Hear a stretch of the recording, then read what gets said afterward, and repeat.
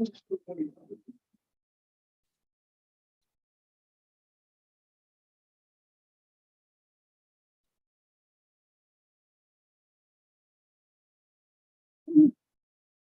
this meeting is called to order.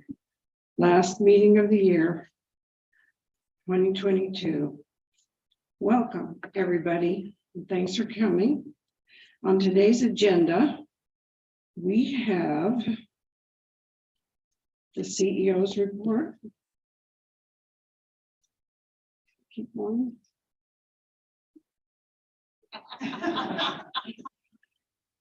This is an important announcement, apparently.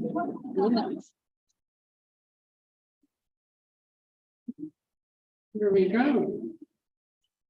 So we're going to have maybe some questions and answers here a bit, and then the annual report of the council activities of the year, the final results of the ERF Drive, a spotlight on our Wednesday night live committee, and several announcements, of course.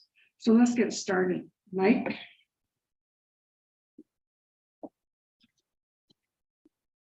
Great, thank you. Isn't it fun to be in this space? Yeah, I love it. It's just very different for any of us that are standing here versus in some other place, because you really have the audience here. So encourage your friends to be here. Need to wear masks, that's good, but let's get out of our homes and into space. Handful of bright spots. I think it was last week we had the art studio sale. I went down, found a nice piece of art that I will have somewhere in my house. And I was really impressed with how many artists we have here. Sometimes you just don't realize the creativity of people until there's an event that puts it on display. So to visit the art studio, participate in the art studio, and buy some art. The holiday party, I think, was a terrific hit. Of course, that's a great thing. We had to make that happen, and our staff was very hopefully something that residents enjoyed as well. Week, I think it was the exercise and mobility center. We really want to over time build this as where we are able to help residents identify what their balance issue might be and be able to offer some clear prescriptive on things they could do to improve balance. The biggest things that keep people from living independently. So if we can help with that, we want to help with that. So check it out. Andrew Harris is an awesome guy. He will help you through the process and see that you might be able to improve in your mobility through some sort of strengthening and or coaching and whatever. Of course, we had our Anderson Hall grand opening. We've been doing some kind of partying a little bit, right? I've noticed that if we offered food and beverage,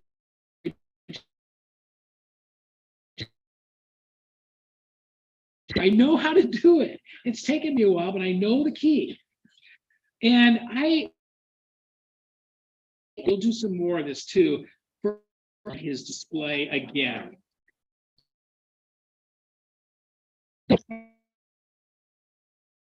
Of the dining room, as well as right there at the host. And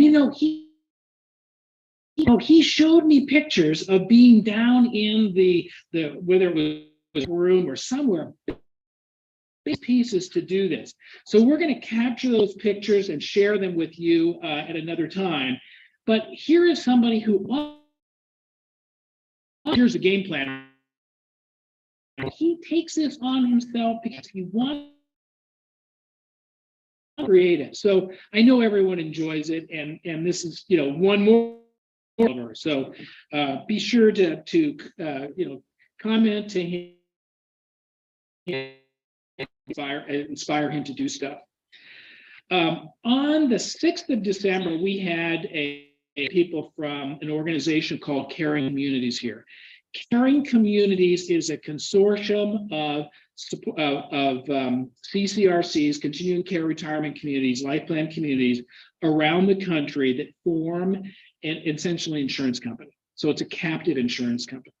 So in the past, we have had some of our casualty and liability insurance carried by a or whomever. A couple of years ago, we switched to this organization, Caring Community. It's kind of like an invitational thing. They don't bring people into the mix unless you are of a certain caliber and quality, because they don't want to dilute the pool with. And at first, I kind of poo-pooed the notion that this would be like some big value add to the organization, even though they had talked about their value add. I'd worked with insurance companies for years, and it was like, yeah, I've heard that before. Well, they are incredible. They are all about helping us understand where to focus our improvements to ensure that we reduce any kind of liability for Horizon House, and ultimately how we keep residents safe. It was just a blowaway session of conversation about things to do differently, whether it was fall prevention, whether it was, how you organize rooms, and just all sorts of information that a bunch of people participated throughout the course of a full day. And we learned a lot. So a real value added provider to Horizon House. The CEO search continues until they find somebody, right? The summary of the focus group activities from the DEFIT group that took place, 6 weeks or so ago, is now on the admin board in the mailroom, and it's in the library in a binder. So if you would like to go and take a look at how they summarize their visit, that opportunity is there.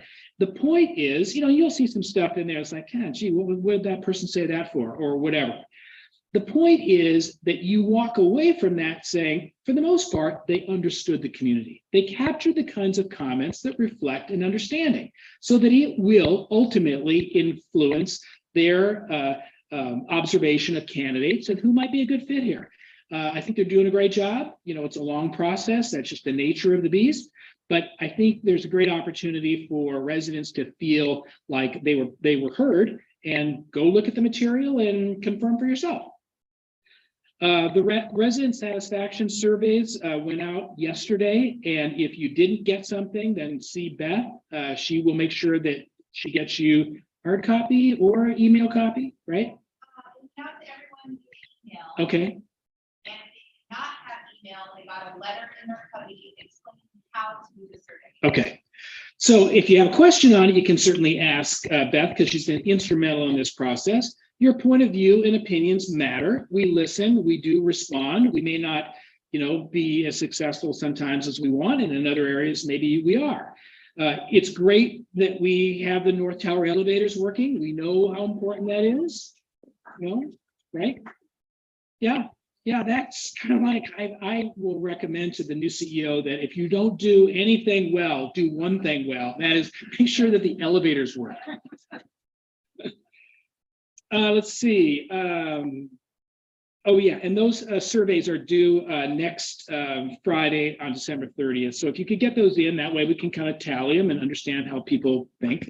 And we hope that notwithstanding the challenges that that we try to work through these things, we try to fix these things. Sometimes they take longer than we would like. We had a situation over the weekend, late on a Friday, where a contractor nicked a pipe because they were doing, some work in an apartment. And then of course that forced us to shut down heat, and everybody goes into the deep freeze.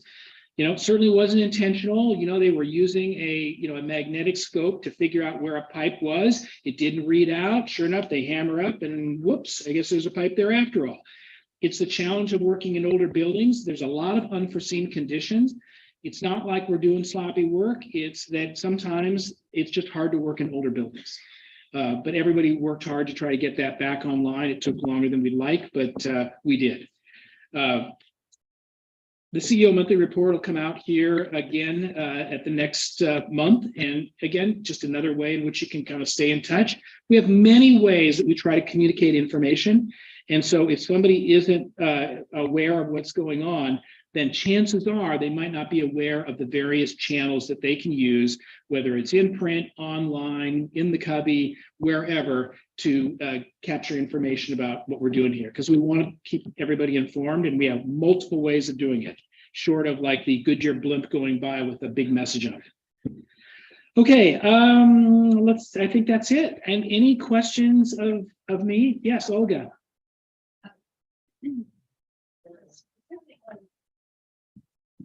What's happening? Give us some specifics on the West End Tower.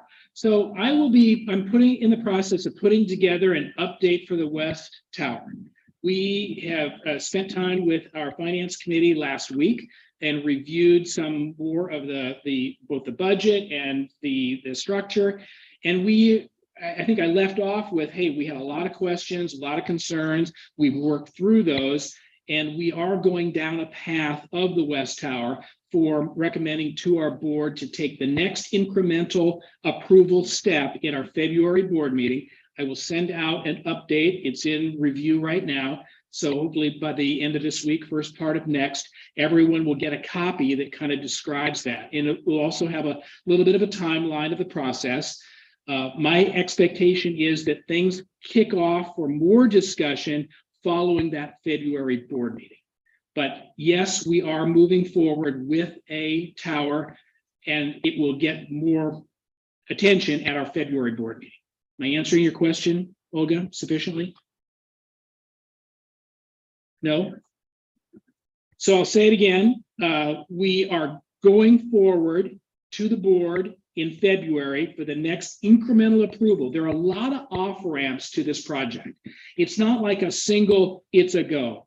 It's a go, and then you make some progress, you continue to go until you get to a point where there is a point of no return, where you just say, hey, you know, we borrowed money, we got, you know, shovels in people's hands, there's no turning back. We are a fair amount of ways away from that. So the next incremental approval happens in February. My expectation is that we will continue to move forward with this tower. And we will talk a little bit more detail when I send that message out in the update. Yeah. This may apply to many of us. Many years ago, when we moved in, we were encouraged to have excess liability insurance for our apartment. For if something happens to somebody who's in the apartment as a guest, as a worker, that then they would be covered with my insurance. Is that true? You know, you do not. The only insurance that you really need to have is insurance for your personal possessions in your apartment. You could have insurance to cover the liability if a fellow resident or outsider, not a contractor, slipped and fell in your apartment and hurt themselves and put you at risk. But I would say that's a pretty low probability, and I wouldn't worry about that. I think it's mostly about your own possessions. If a contractor falls in your apartment, that's us. But if somebody from the outside, your neighbor comes and visits and they were to fall and have an injury, you know, conceivably you could be at risk. I think it's a pretty low probability, but it's everybody's choice as to what they're comfortable with. Personally, I wouldn't see that as a high risk to worth insuring. Yep. Hi, I live in the Central Tower, and I actually I got a nice phone call from Mike yesterday, but I'm very perplexed as to why someone on the management team did not send out a variety of communications when a thing happened on Friday as we go into this below freezing kind of weekend. And there were lots of talk in the hallways, and there were rumors about why there wasn't heat. But you know, when we don't hear from management, then rumors fill the void. Of course, good point. Our mistake. We had a conversation about that. The people were focusing on the work and didn't pay close enough attention to the communication process. So we had a little meeting about that yesterday to talk through. That's kind of a misstep that just shouldn't happen. So you're right. We should have had that conversation immediately when we knew about it so we could take the issue off the table, and we didn't, and we need to make sure that that doesn't happen again. Anybody else? Over there? Fran? The microphone is on its way to you. How help us understand the issue of the clinic. I know you all are working very hard to attract more people to live at Horizon House, but the feedback I get on the street is I wouldn't move into a place without a clinic. And when I moved in, there was a doctor and a nurse here. Sure. And now we have only the backup from supported living. So we can take this offline, Fran, but I will say this, there are no other communities that have a clinic. So if somebody says they're not going to move into a senior living community without a clinic, then they don't move into a senior living facility, period, the end. The ability to staff a clinic is not doable anymore. Why? Because nurses don't view this as a career. And you can say, well, gosh, we have needs and we would like to have somebody here to help us. Well, that's just not in the career path of a very constrained market for nurses. It's just not doable. We ran through nurses. Nurses don't want that role. It's not a career path for them. There's that. There's also, it's more of a psychological insurance than it is a practical. The utilization of the clinic statistically just simply was very, very low. And one of the responsibilities we have in the managing of a organization is to allocate resources where demand is. One of the things that we said when we were moving away from the clinic for the reasons I just described is that, well, let's focus on something that's going to matter to people in the long term, and that is helping people with their balance and ensuring that they stay independent living as long as possible. The other thing on the clinic, that the utilization that was there, it was almost exclusively related to medication management. Well, there are lots of ways in which medication management can be handled without the use of a clinic, and that's how all other communities do it. Any other questions? All right, thank you. You know where to find us, and we're always happy to answer more questions. And the next is Linda Merritt.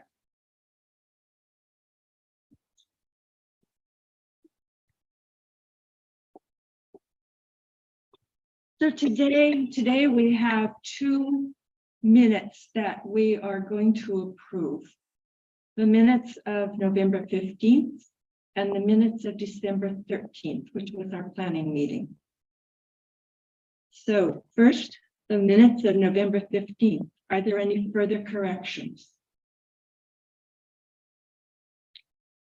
There being no corrections, the minutes of November 15th stand as approved. So the minutes of December 13th. Everyone has received copies and I have received corrections. Are there any further corrections? There being no corrections, those minutes will stand as approved.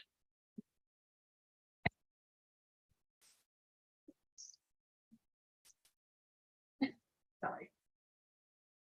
I think Diane Tinker is next. Surprise. The financial figures, there they are, so you can see them. And you know the details of the financial reports are also posted on HH Connect.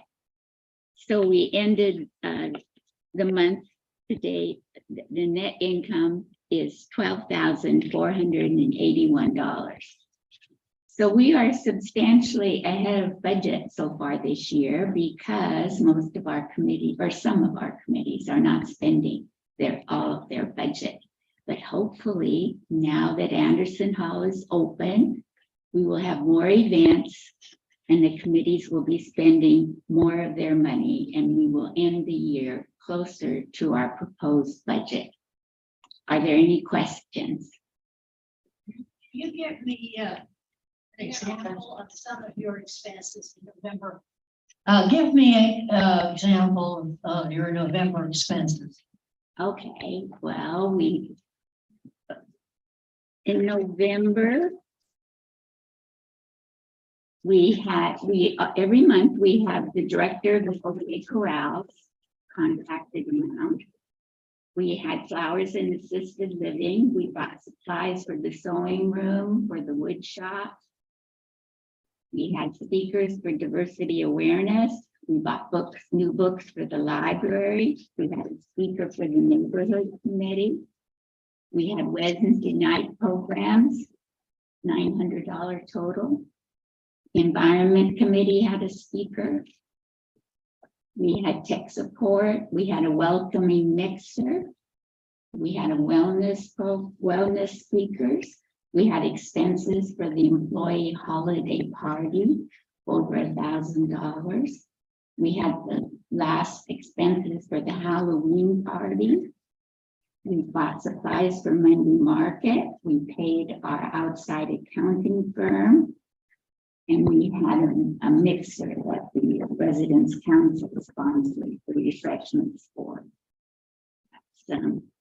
So that those all together total our expenses for the month. They vary every month, but I would say that's a typical month's expenses for Residents Council. Okay. Next up is Jennifer to tell us about Monday Market.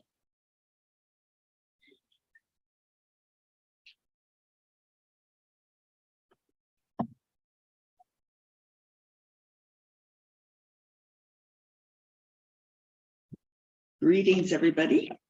As 2022 comes to an end, the Monday Market continues to do well. We had an active winter and holiday season with many donations and enthusiastic participation by residents and visitors from outside of Horizon House. The previous report from Barbara McHard covered the market earnings up to November 15th. There were 2 more sales days for November after that, and their deposit total, the gross, was $4,262. That's before taxes. The first market day for December was pretty wild. Several pieces of furniture were sold and holiday items and clothing were popular. The total deposit for the day was $4,038, a record. In addition, the art committee sale organized by Marianne Counts made $2,243, which was gifted to the market.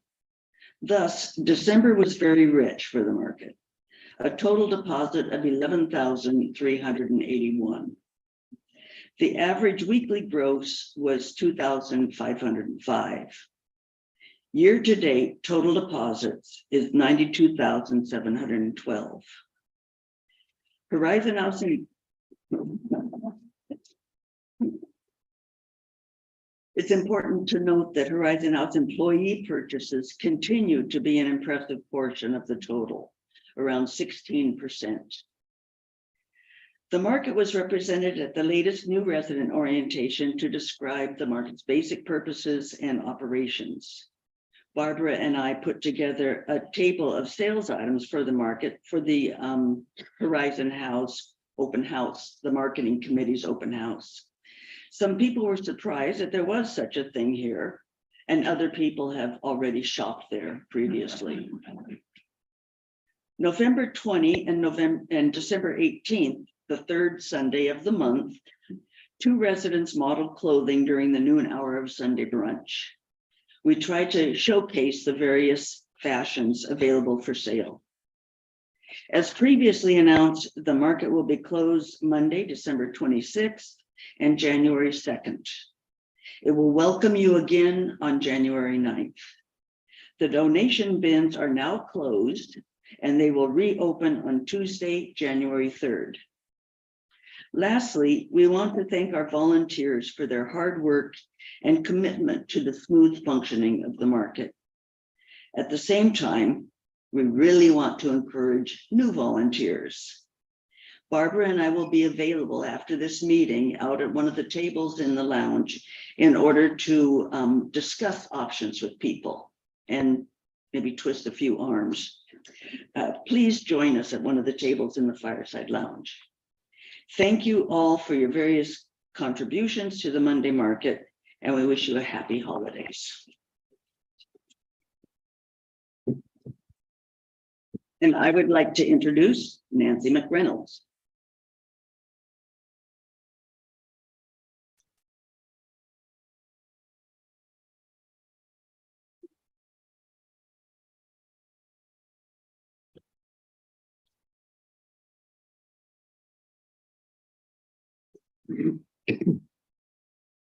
Thanks to the generosity of our Horizon House residents, the Employee Recognition Fund experienced a banner year.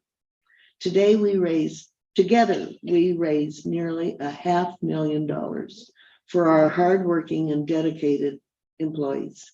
To be exact, we were able to distribute a total of $465,576 as a gift to our employees. Together we set a new record. Thank you, and thank you again. During the process of handing out the checks, I made a couple of observations. First of all, how really appreciative our employees are. This gift makes a huge difference in their lives. I can't tell you how many employees have stopped me to tell me how grateful they are. The other thing I became aware of was how few of our employees are recognized. The vast majority of our employees work behind the scenes, either at times of day when we aren't likely to be out and about, or in places that we never go.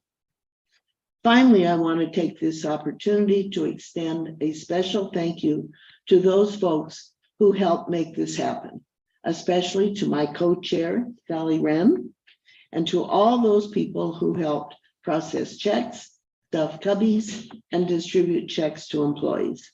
Finally, to the staff who gave us support wherever we needed it. This was not the effort of one or two people. It took a village. And question.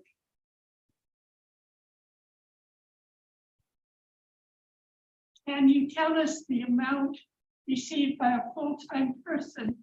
Because it's a praiseworthy comment about Horizon House when we talk to friends. Judy, or I think it was $2,725. Am I right? It's close. Okay, Elizabeth.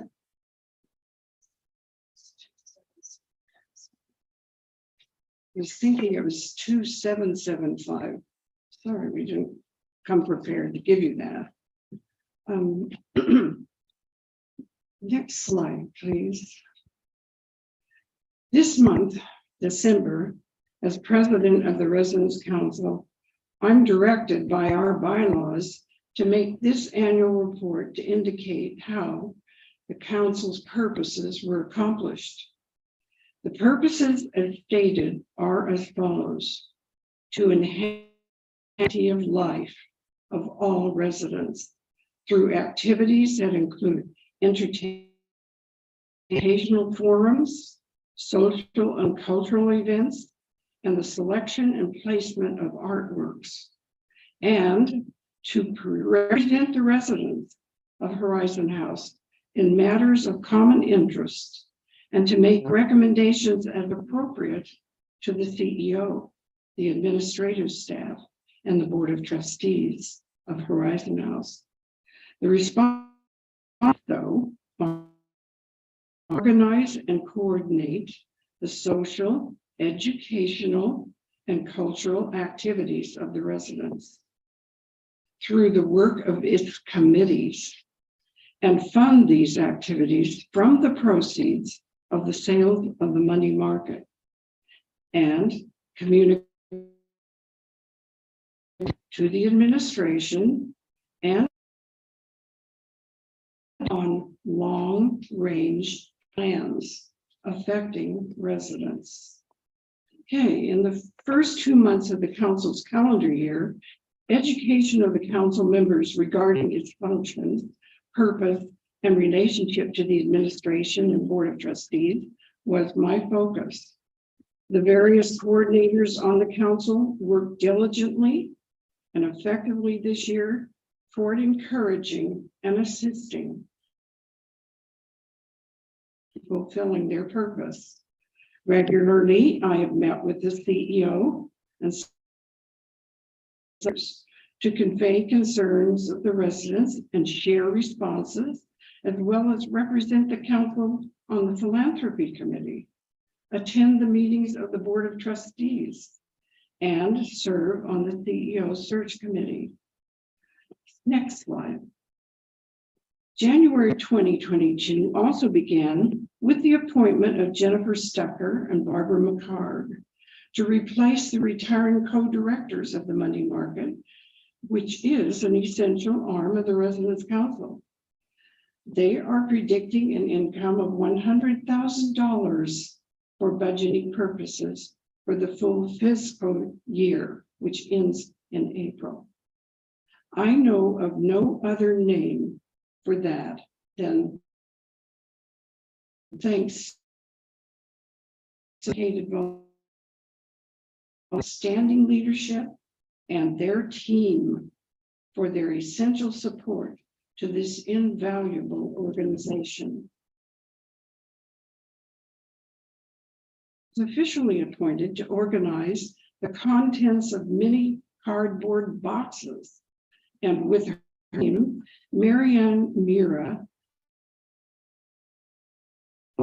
storing the contents of manageable and easy access in cabinets with a plan to collect and retain the most historically significant records. At the first of this year, pandemic restrictions, and we were able to hold 2 meetings in this hall before it was closed for reconstructions.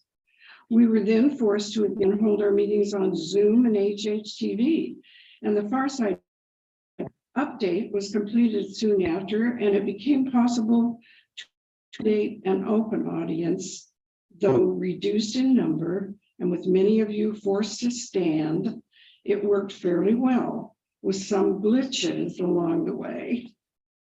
Next slide.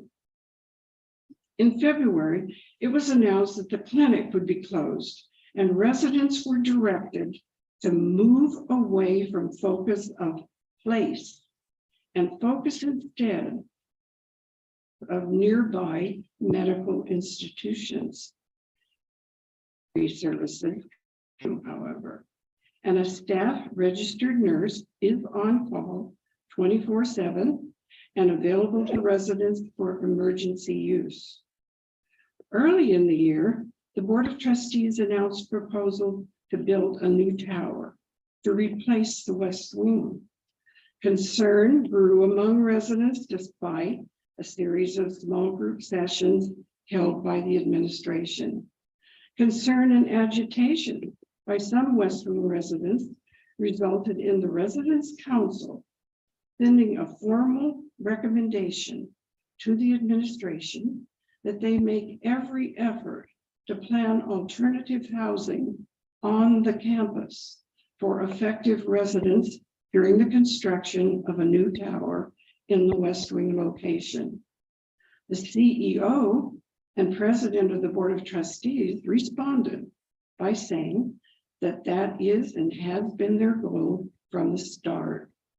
Further, residents' anxieties and concerns were addressed by the administration and resident leaders by holding individual household interviews to assess the needs and concerns of those who would be displaced or affected by a new construction. Transparency regarding plans and changes in the plans has been the purpose of the administration since that announcement. Frequent written notices and reports are being provided to us residents. Next slide. In March, the Residents' Council Vice President for Administration, Carol Roach, held the first of 3 orientation sessions for new residents this year. Opportunities for types of involvement and encouragement to engage were provided by the Residents' Council, plus the council's function and purpose were explained. In April, residents from the Election Forum Committee of the council, along with other residents, participated in planning a Zoom meeting with the newly elected Seattle Mayor and Mayor Harrell was formally invited by our CEO and 2 other leaders of local retirement residences to address the state of downtown Seattle with particular attention to public safety. In July, the annual picnic was reformed as a brunch with a pajama party theme and was well attended with many in their bedroom attire. And that was because of the sunshine at the usual picnic time, and we didn't have covers adequate for the purpose, which we now will have in the future. In August, the council held a reception to celebrate the 60th anniversary of the Residence Council. 7 former council presidents provided anecdotes about their terms of leadership. A champagne toast was provided by the administration. And then the standing room only event was followed by a array of reviews I still am receiving. And one comment following the event was, I quote, "It is a story that needs to be told more often because the residents' role here at Horizon House is unique among retirement communities across this nation." At the request of the CEO, the council planned more events to bring residents together following so many months of isolation, lack of activity, and malaise. And in August, September, October, and November, the council provided 4 happy hours, which were attended by about half the residents, I would guess, in this community, it seemed. Many thanks go to Oliver and the food service team for such successful and delightful events. Next slide. In September, residents were reassured when the administration hired extra security following a breach in security and a spate of thefts reported by residents. Thievery has been a result of reduced police coverage within this city, we were told, and the enhanced security is needed. In October, October itself brought the threat of new COVID variant outbreaks and the need for additional booster shots due to Lori Warfield Larson's persistence and the encouragement of council members. A COVID clinic was organized, and this was despite the lack of pharmaceutical support and availability of vaccine. The administration, with the timing of this event, had by then arranged for residents to receive 5 COVID-related shots since 2020, above and beyond the usual annual flu shot clinics. Thanks from all of us, I assume, for their support in avoiding a huge unhealthy impact in our community. November was the month when council members were invited by the Board of Trustees to join focus groups in the search for a new Horizon House CEO who is scheduled to take office in August of 2023. Council members were asked to describe the special qualities of Horizon House that characterize us as having a resident-driven culture, and to describe the qualifications we expect from a new CEO. Okay, a required triennial audit of the council finances was performed by resident John Guinab, according to the bylaws of the resident council. That was another November activity. Also, there were 2 council member openings during the year. In both cases, replacements were elected immediately to fill those vacancies on the council. The annual election of 5 new council members to replace the 5 retiring members was also held in November, with new members prepared to begin council service on January 1. The Employee Recognition Fund Drive to collect funds to provide gift checks to our employees culminated in a party in early December at which the checks were distributed. And this year, the residents contributed, I'll repeat, $465,500 plus for that purpose. Next slide. Over the year, I met monthly with the CEO to discuss concerns of the council as prescribed by the bylaws. Most resident council committees met regularly on Zoom and HHTV or within the campus in any way or anywhere they could. And those require small audiences found it possible toward the end of the year to meet in the Fireside Lounge with an audience. Thankfully, the Sky Lounge reopened in great demand for several recent months.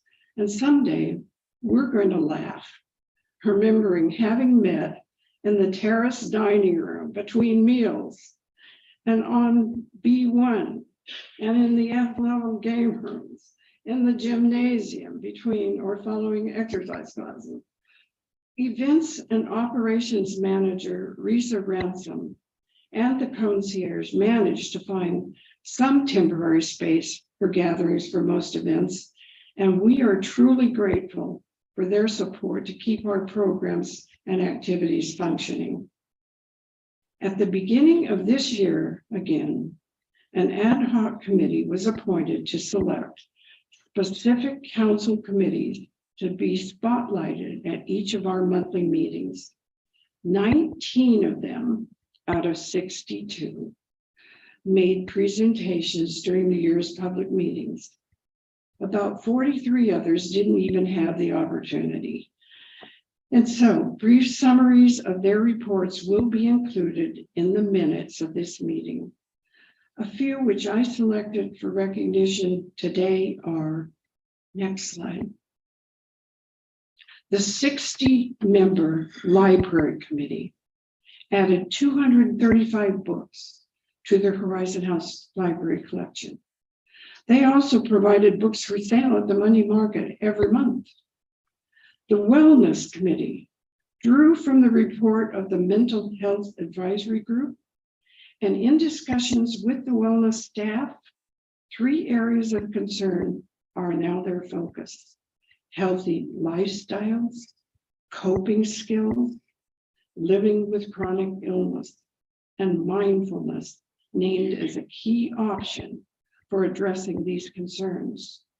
Challenges to Medicare resulted in their booking a special lecturer on that topic. The Let's Talk Science Committee brought to HHTV presentations on astronomy, evolution, climate change, stress, and artificial intelligence.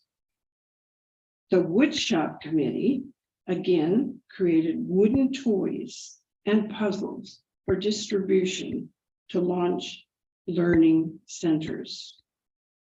What would we do without our photography committee, which works the crowds at every event involving Horizon House? Photos at 16 events were taken and posted this year, and that included 2 90-year-olds' birthday parties. Next slide. In October, the residents elected 5 new members of the council to replace the 5 retiring at the end of December, and they are Jeff Graham, Ned Lang, Ann Kelly, Karen Smith, and Sam Sperry. Would you stand, please, one more time so they know who you are?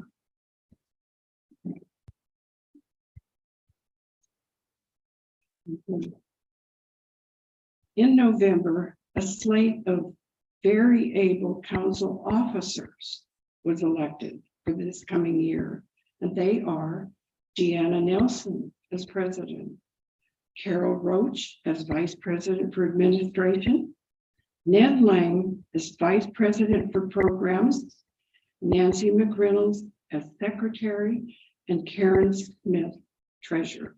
Would you please stand?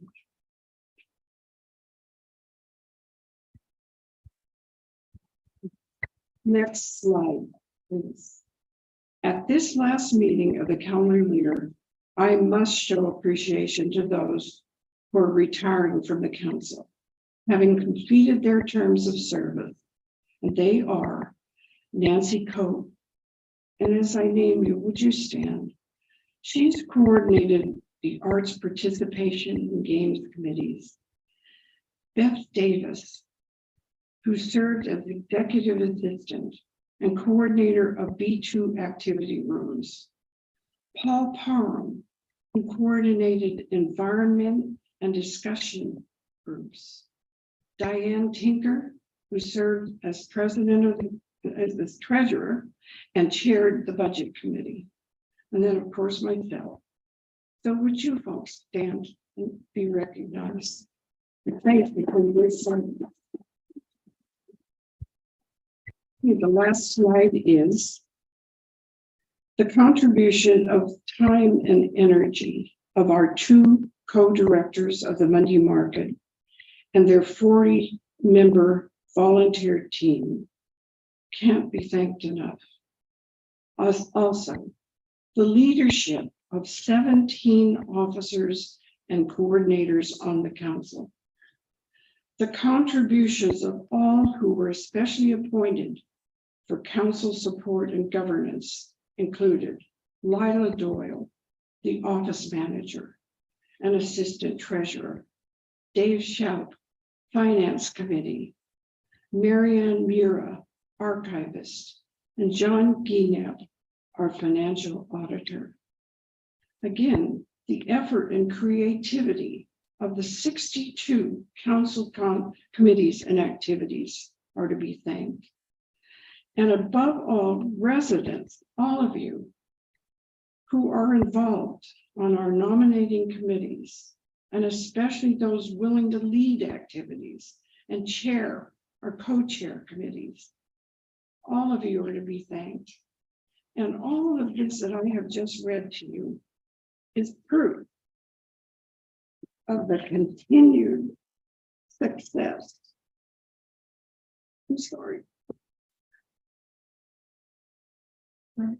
Of the Resident Council and speaks well for its future. I say hooray.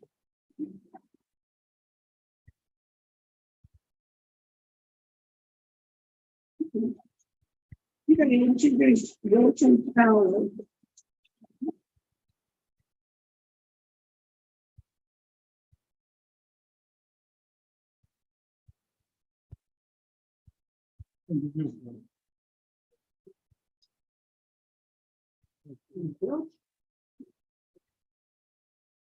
Wilton here has chaired one of our committees very well.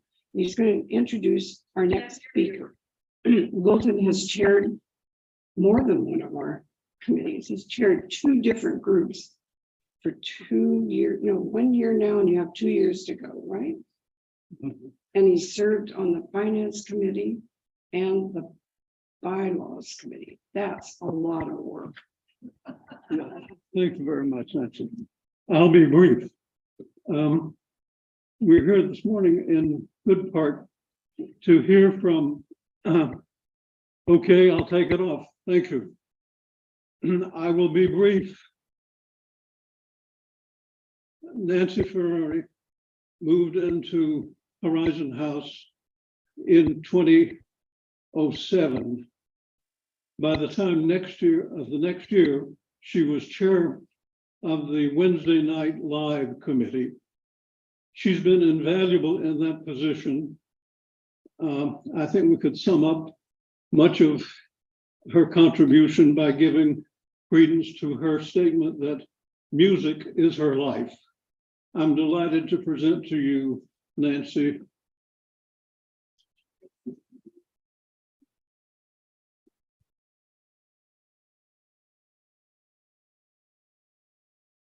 Thank you, Will.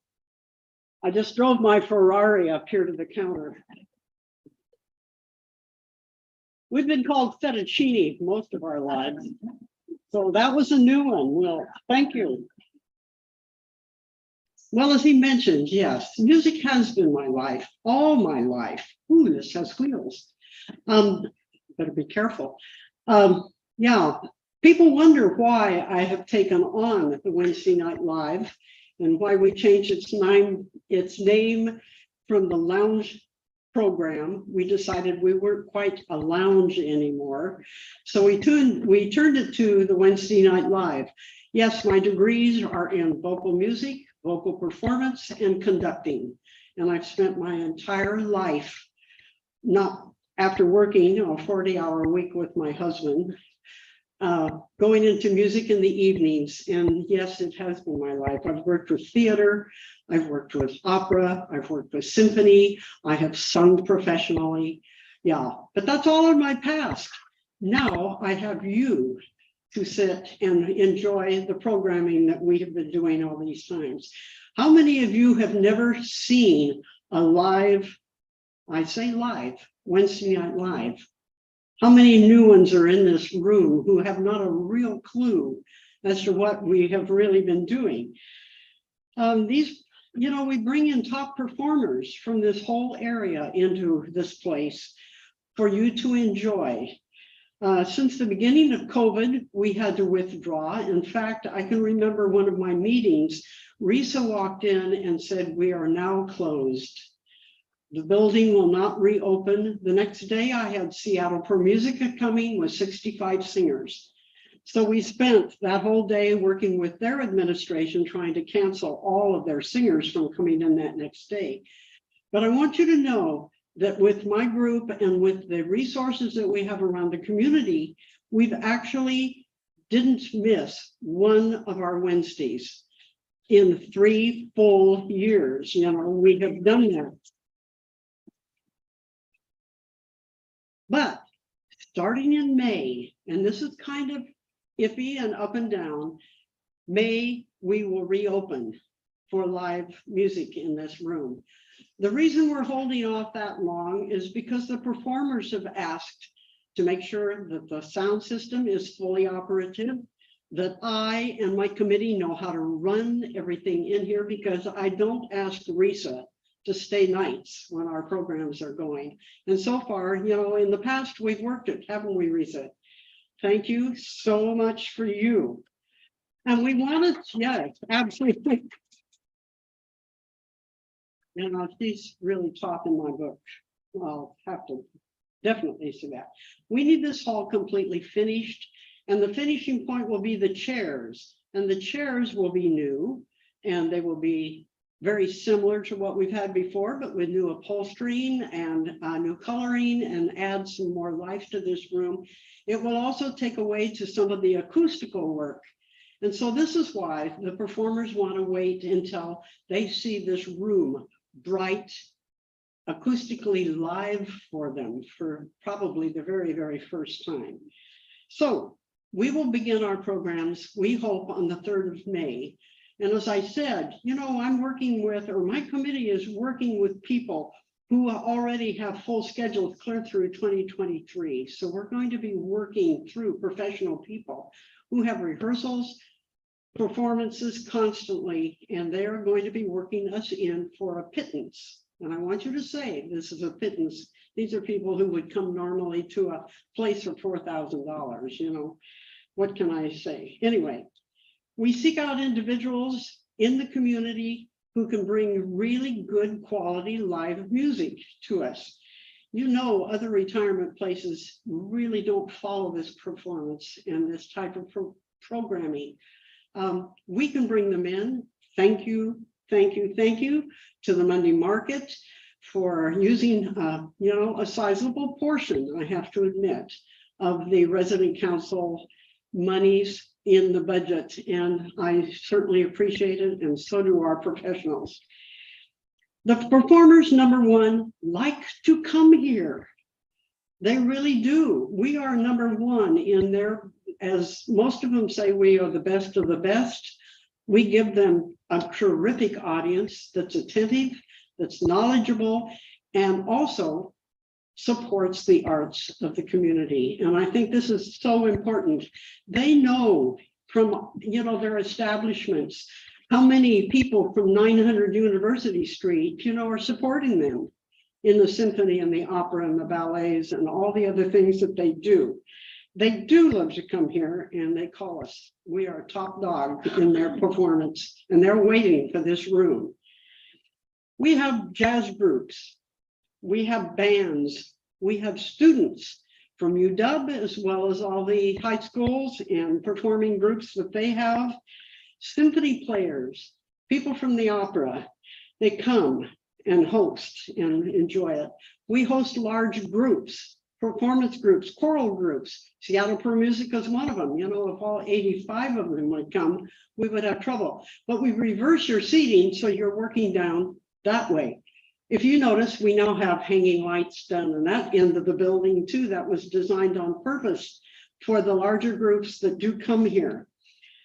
OK Corral is actually going to come in here and do a live performance in March. And that's going to be fun for them. They've been rehearsing all these 3 years, undercover in all different places. And I think they're getting tired of that one too. Northwest Girl and the Boy Choirs come every single year for us. Small ensemble from the Gay Men's Chorus, which really sets you back on your ear for a while, and they are great fun. The Bod Boys from Microsoft. The Gothard Girls with their Celtic music and their dance. Bluegrass. These are the things that we've done, and we've brought in time and time again. How many of you enjoy Gilbert and Sullivan? Yes, though they come too. If you can pick up, you won't have the subtitles, going along with all their singing. Anyway, the Paramount, ACT, and Fifth Avenue have brought performances up here as previews to what's coming for them. These programs are extremely popular. We give you classical music up close and very personal. Jazz, you don't have to go bar hopping. You can hop into here. Classical without going to Benaroya or Meany Hall. And we also retrieve some music lessons and some history of some of these people and what they do, even talking about their interesting instruments that some of them bring you've never seen before. I'm probably going to have a soprano come and she's going to give you some pedagogy on how to breathe well, because I think that's one thing that the wellness department would like to have us come in on this. We couldn't do these programs without the Monday market. Down there that's working their tails off, and my committee is just full of pleasure for being able to do each of these programs. So mark your calendars. Starting in May, we may have a few hitches where some may have to go, on our TVs, but they will be live. And what I mean when I say live is that you will have to be in this room to hear these performances. These are union musicians. We cannot film them. We cannot send them to your TVs in your rooms. You can sit out there and they could probably hear and know what's going on in here, but it will be literally live. You will have to come on Wednesday evenings. I do 40 of them a year. This eliminates the third Wednesday of each month, which is taken over by the diversity committee. So 40 of them. Mark your calendars, join us for those things. We've lost a number of our members to death, to a sort of assisted living or just aging. So think if you have any interest in keeping these programs going and joining my group, Sam and I would love it because he's working very closely. Zoa and I were both working the Monday market yesterday on checkout. I came up to her and said, "Oh, the party woman." And then she looked at me and said, "Yeah, you're the music woman. We're both going to die and be buried in Anderson Hall one of these days." So we've kind of laughed about that. thank you for all that you do, for your interest and your support into our committee for live music live. Thank you.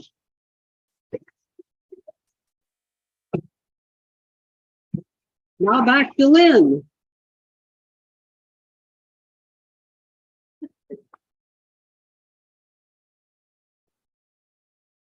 So New Year,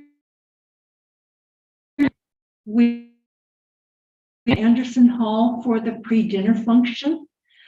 There is a band, and we are probably going to be set up for people if they wish to dance. Eli says the floor is made for dancing. So we need to get a space. If for some reason not be here, like getting sick or we got snowed in, we'll find some appropriate music so you can still dance. Ooh,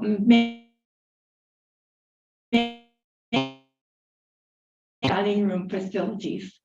So if you haven't made your New Year's Eve dinner arrangements, they need to be made in person at the dining room. And then afterwards, we're going to have a double movie this year. The regular movie, it starts at 7:30 on your TVs. I don't know if we can show it in here both at the same time, I'm not sure. And the second movie, which is probably going to be traditionally New Year's Eve in Paris, but it hasn't been totally decided. So we want you to feel free to wear your glitz, bring out your diamonds, put on your crowns, whatever you want, but have fun.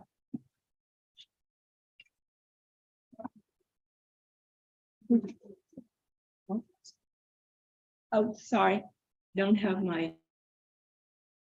Deanna Nelson is going to now tell you about what our future meetings will be.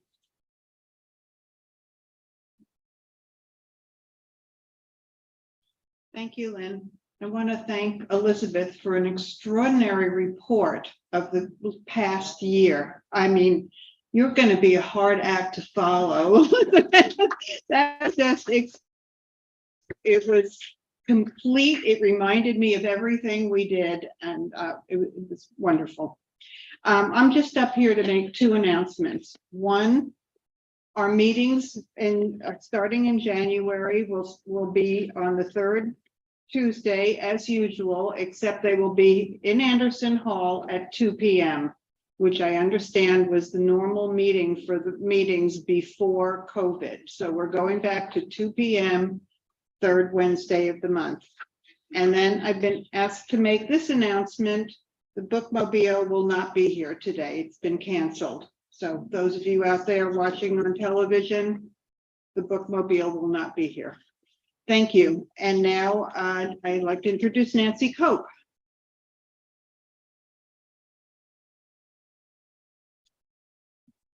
We should have a motto here, a thrill a moment or something. My phone rang at 10 o'clock this morning, and it was dear, wonderful, amazing Vice President for Administration, Carol Roach. She could barely talk. She said, Nancy, you're going to take my place. So, and look at how organized, hands me the script.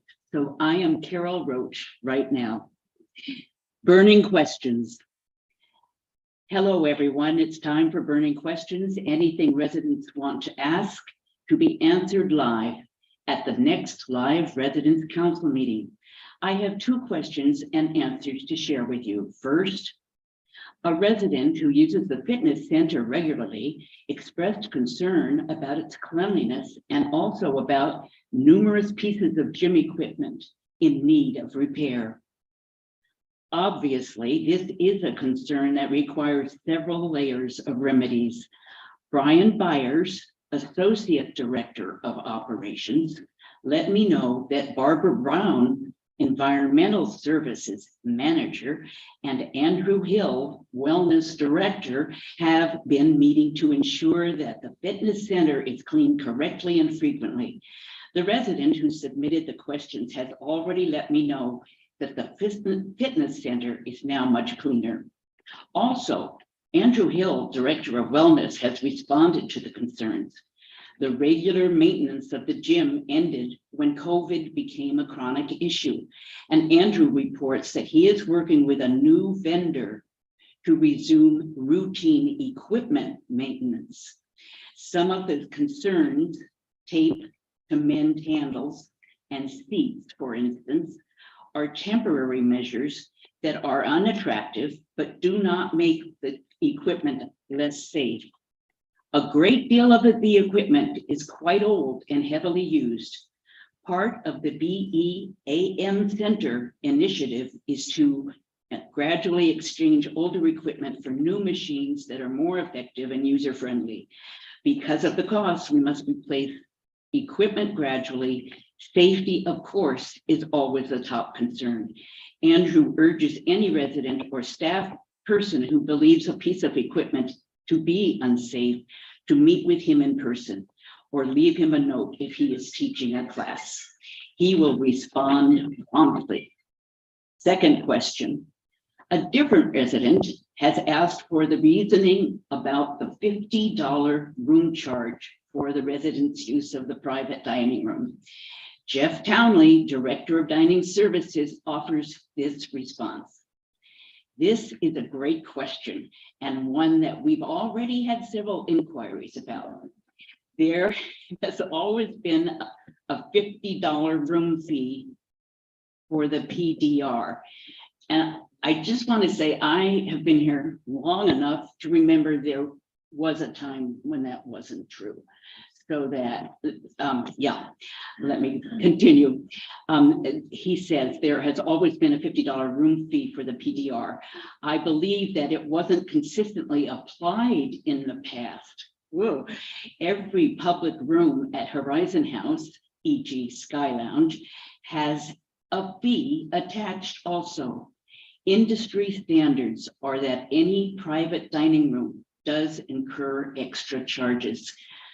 Now it's your chance. If you have a concern about anything related to our Horizon House community, please see me in the fireplace lounge or wherever I am right after the meeting. I'll be there for at least 30 minutes. So bring your burning questions to the fireplace. I'll be at the fireplace, but stop everything. Elizabeth Hoover, please come up and join me.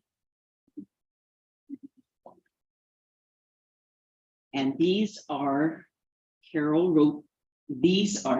Roach's words that she wrote. Are you ready? Yeah. I want to take this opportunity to yeah, you're right. Thank you so much. I want to take this opportunity to express publicly the appreciation of this council and of this community for your dedicated service as Residence Council President throughout the last year.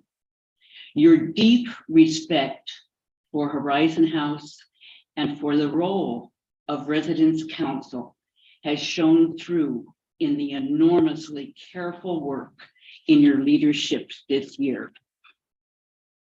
Are you with me? Yikes. My colleagues on the council join me in offering a token of our gratitude to you. Elizabeth, would you mind returning to, oh boy, what does it say, Elizabeth? Would you mind returning to this spot at the end of the meeting? Oh, so council members can gather around to watch you open this small gift. Oh my, oh, I should have, yeah. And to greet you personally as we draw close to the end of your year in office. Okay? Okay. Council members, if you can, come to the front for a few minutes at the end of this meeting so we can offer our thanks to Elizabeth in person. Bravo, bravo, bravo. Thank you so much. I have to make a couple more announcements. Yeah. People are calling me just as they did Gianna. They please say this for me. So the gym committee reviews applications. Oh, there's a slide they sent me.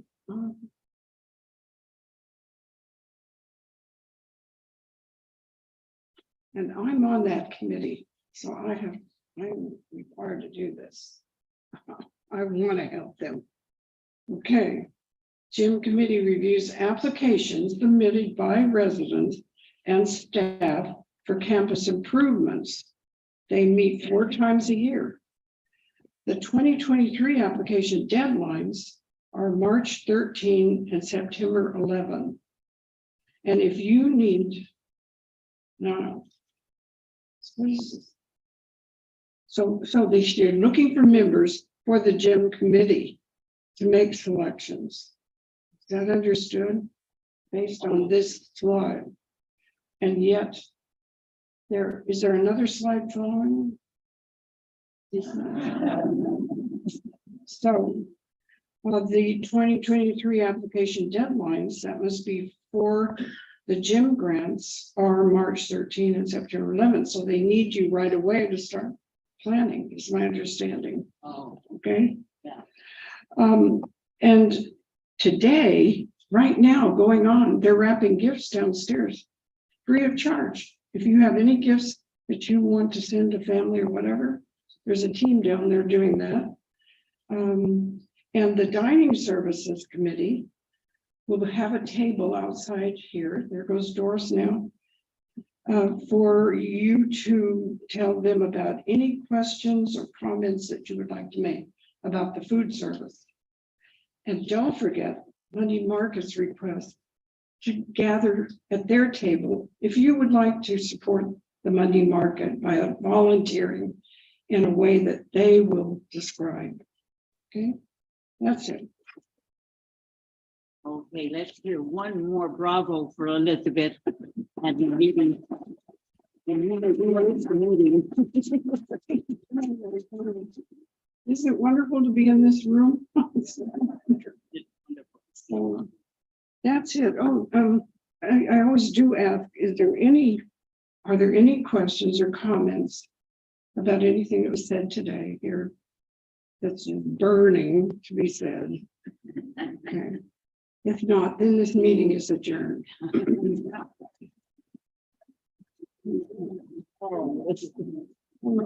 Sorry, I didn't understand their remarks. Thanks for the second to open the